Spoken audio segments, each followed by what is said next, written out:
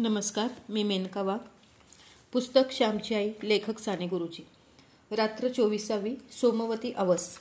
ज्या सोमवारी अवस असते तिला सोमवती अवस असे म्हणतात. त्या दिवशी सोमवतीचे व्रत घेतलेल्या ब्राह्मणांच्या सुवासिनी बायका पिंपळाची पूजा करतात. सोमवारी अवसेला कोणत्या तरी 108 वस्तू देवाला वाहावयाच्या असतात. मग पुढे 108 विडे, 108 आंबे, 108 रुपये, 108 दिडक्या, 108 केळी व 108 खण, 108 नारळ, 108 पेढे, 108 लुगडी. ज्याला जशी ऐपत असेल त्याप्रमाणे देवाला द्यावयाचे, दान करावयाचे, अशी घटना आहे. ज्याचा जो उपाध्याय असेल त्याला हे सारे मिळते, परंतु तो उपाध्यायही सर्व स्वतःच्या घरीच ठेवीत नाही. पारावर इतर उपाध्य मंडळींना तो ते वाटतो. ही पद्धत फारच सुंदर आहे. त्यागावर ती उभारलेली आहे व तीमुळे उपाध्य मंडळीत परस्परांचा द्वेष मत्सरही करण्याला अवकाश राहत नाही. माझी आई जेव्हा एकत्रात होती, भरल्या घरात श्रीमंतीत होती, तेव्हाच तिने सोमवतीचे व्रत घेतले होते. 108 पावल्या, 108 विडे, 108 पेढे अशा चांगल्या सोमवती तिने त्यावेळेस घातल्या होत्या. परंतु आता गरिबी आली होती. तिलाच नेसाव्यास लुगडे नव्हते तर 108 लुगडी कोठून देणार? तिलाच खावयास नव्हते तर ती काय देणार? सोमवतीचे व्रत एकाएकी सोडता येत नाही. घरात पतीजवळ तरी कोणत्या तोंडाने ती मागणार? पतीजवळ काय होते? नाताळची सुट्टी असल्यामुळे मी घरी होतो.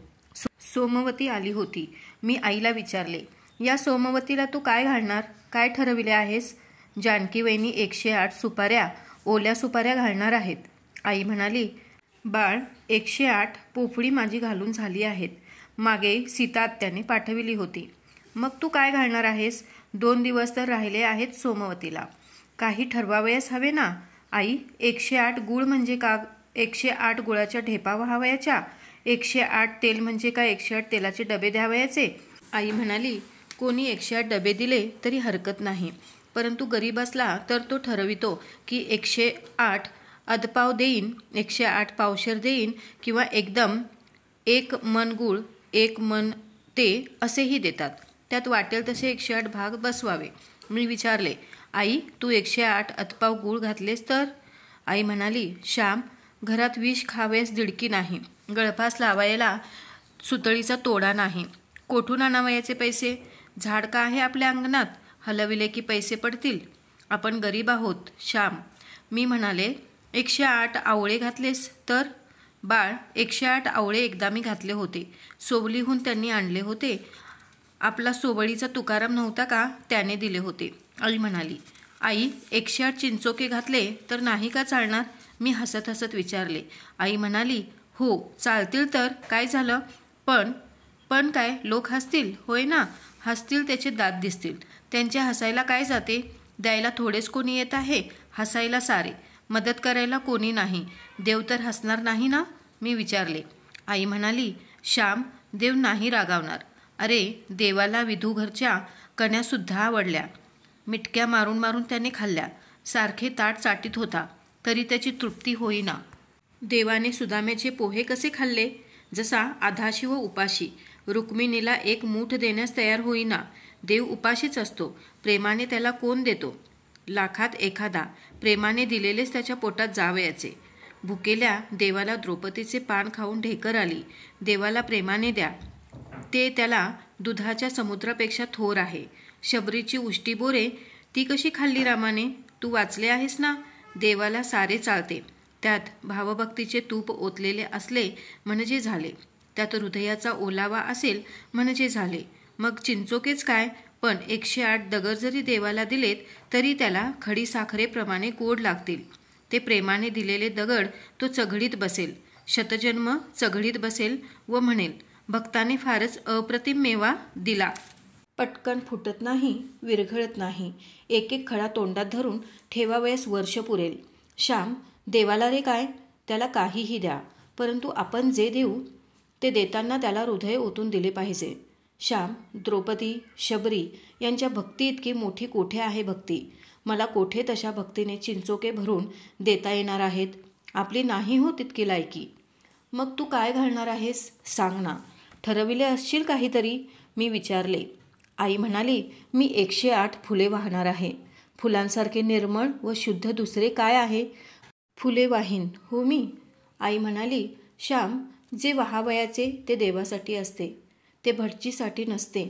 देवाच्या पायावर वाहिलेले फूल भटजीस घ्यावे वाटले, तो थोर प्रसाद आहे असे त्याला वाटले तर घेईल, नाही तर देवाच्या पायावर फूल राहील.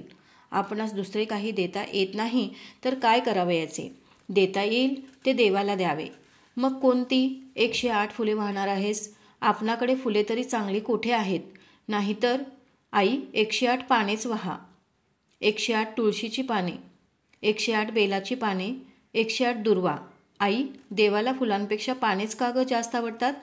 कितीही फुले असली तरी तुळशीपत्र, दुर्वा, बेल यांच्याशिवाय पूजा पुरीच होत नाही. विष्णूला तुळशीपत्र, गणपतीला दुर्वा, शंकराला बेल.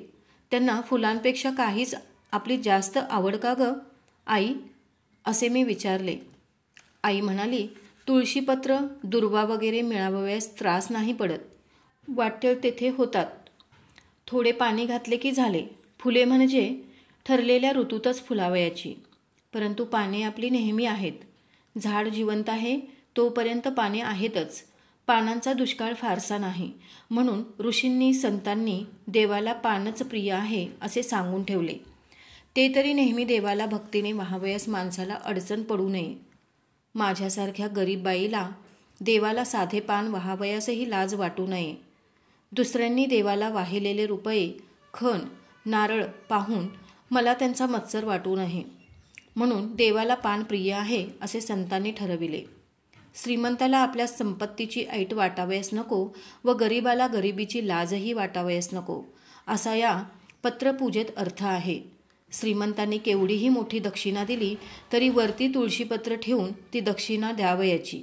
हेतू हा की श्रीमंताला आपण फार दिले असे वाटू नये, आपण एक पान दिले असेच त्याला वाटावे. गणपतीच्या पूजेला, हरितालिकांना, मंगळागौरीला ही पत्री आधी पाहिजे. ही साधी सुंदर पाने आधी हवीत. 108 तुळशीची दळे मी पुढे केव्हा तरी वाहणार आहे. मग या वेळेस कशाची फुले वाहणार? तू तर सांगतच नाहीस. मी अधीर होऊन म्हटले. आई म्हणाली, मी परवा रात्री त्यांना सांगितले की सोमवतीला चांगलीशी फुले घालावयाचे ठरविले आहे. झेंडू, पांढऱ्या चाफ्याची फुले ही आहेतच, परंतु जर चांगली सुवासिक आणता आली तर कोठून तर आणावी. मी एकदम म्हटले, म्हणून भाऊ गावाला गेले आहेत होय? होय, ते जालगावला गेले आहेत. तेथे बरव्यांची मोठी बाग आहे. त्या बागेत नागचाफ्याची फुलझाडं आहेत. ती 108 फुले मिळाली तर पाहावी म्हणून ते लांब गेले आहेत. आपल्याजवळ पैसे नाहीत, परंतु चालण्याचे श्रम करावयास पाय आहेत, असे ते म्हणाले. आई म्हणाली, मित्रांनो, चाफ्याचे अनेक प्रकार आहेत. पांढरा चाफा, हिरवा चाफा, सोनचाफा व नागचाफा. पांढऱ्या चाफ्याशिवाय बाकीच्या सर्वांस सुगंध आहे. सोनचाफ्याचा वास फार असतो, परंतु नागचाफ्याचा गोड असतो.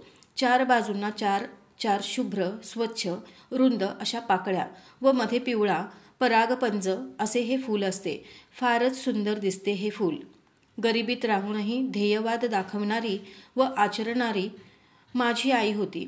पतीला देता येणार नाही ते त्याच्याजवळ मागून त्याला रडवणारी, खिन्न करणारी ती नव्हती.